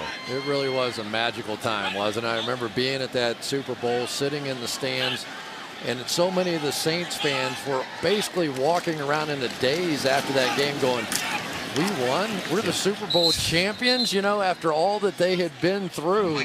And it was a magical night. You know, so many times you go to the Super Bowl and one team wins, one team loses, and there's really bitter feelings back and forth. But that night was a little bit of a celebration, I think, almost for everybody, because they realized what all had gone into that moment and how much it meant to that city and how far that city had come. Well, they really became at that point America's team. Second down and 6 with the ball at the 31-yard line. Edwards. And that catch is made by Nick Miller. Look at it. Edwards Trent went to Stanford. Bowler went to Cal. They're battling for that number 2 spot behind Campbell. You look at the 3 quarterbacks. So there's one thing about them. Campbell is the number 1 guy right now. There's Bowler. We saw him earlier, former Raven. The one thing that the fans can't do is say, hey, look, we got to try this guy, this new guy. They know what they're going to get. All 3 guys have been around long enough. You know what you're going to get. Edwards throws, and that pass is incomplete. And then, of course, there's the wild card, Pryor. Well, that's exactly right. And you're going to have to make a decision at some point. Probably not going to keep 4 quarterbacks on the roster. So Pryor gets the roster exemption for the first 5 games of the suspension. You can see all these guys are veteran guys. But eventually, you've got to think it's going to be either Trent Edwards or Kyle Bowler as Terrell Pryor becomes the number 3. Second down and 10. Edwards, one-time starter of Buffalo. Last year was with the Jaguars, and that pass to the outside is incomplete, intended for Miller. So often in a city, if the quarterback's not going well, the team's not going well, the most popular guy in town is the backup quarterback. But in this particular case, it's not like there's any mystery as to what you're going to get. No, and you know, Cam Newton, as strange as it sounds, may have a little something to do with Terrell Pryor and, you know, how some of those guys go and whether or not, you know, the Tim Tebows of the world, are we really seeing a transition? Is there room for a new style of quarterback in the NFL? We haven't seen it yet. We haven't seen it be successful yet. Maybe Mike Vick about the closest that there is, but, you know, he's found his real success with what's been going on in Philadelphia, and he's been doing a lot of that strictly out of the pocket. Eddie McGee makes the catch here, and that is a first down. You know, the Raiders' young offensive line doing a good job. You know, so many times you see these backup linemen get in there, and those stunts and loops and all the things that you see out of the defensive line confuses them. But this bunch has been pretty well coached so far. They've done a good job. 6.5 to go. The blitz is picked up on the outside at first, but not second. On cue. Right. There you go. That was Swanson Miller out of Oklahoma State. Yeah, it was kind of a strange play. He sort of just sat there for a second, and I think maybe confused the offensive line. You'll see him right here, just not really take a step at first, sit back, and I'm not so sure that it didn't create a bit of an issue that time for Alex Parsons. 2nd and 17 for the Raiders in their own 47-yard line. And that is caught out in the flat by Lewis Rankin. Yeah. Looking ahead now to the regular season, since we're on the cusp of that, the Saints will open up the year on that Thursday night, NBC at Green Bay, and then home. Bears come to town, and the Houston Texans come to town. Then in October, at Jacksonville and at Carolina and at Tampa Bay. So 3 road games. Indianapolis on a Sunday night, October 23rd at home. And again, you got Swanson Miller with the sack. 2 of them.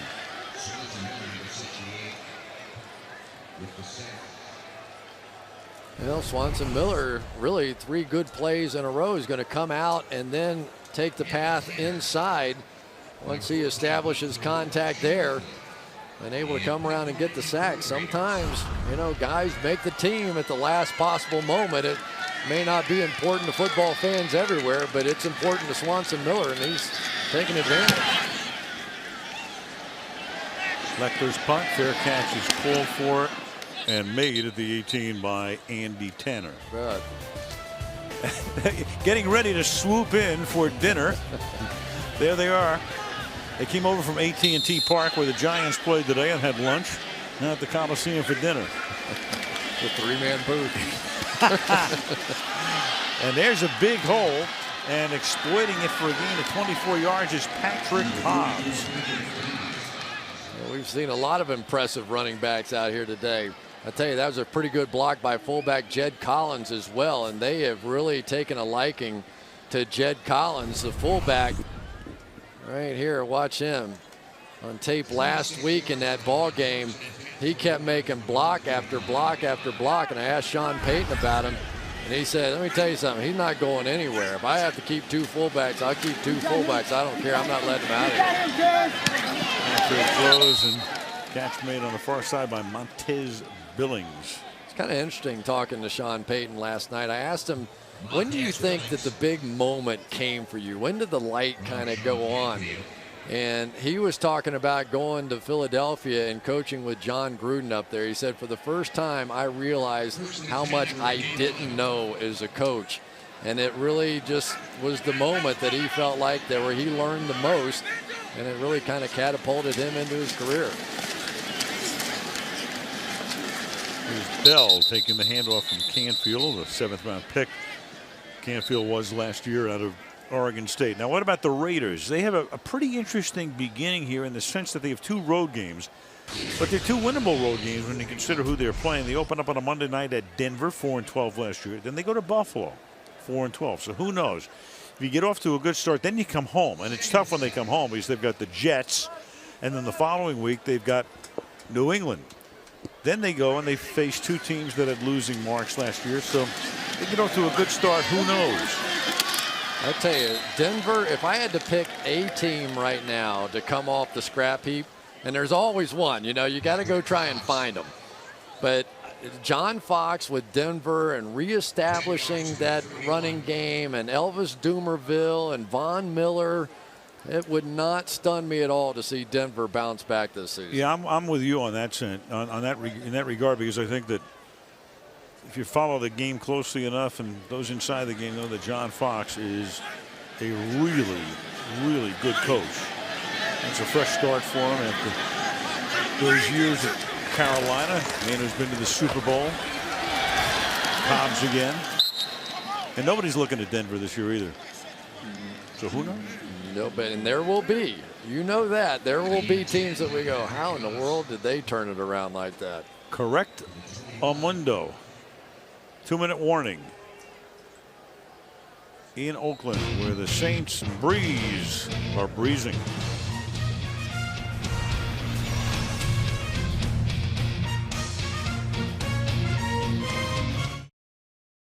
It's feeding time. I had popcorn last week. I'm looking for a hot dog this week. Oh, jeez. Going for the beauty shot. That's the chief. He's checking it all out. Head of security. Those are the candlestick birds that have come across the bay. From the 21-yard line on 1st and 10. And the Saints are just going to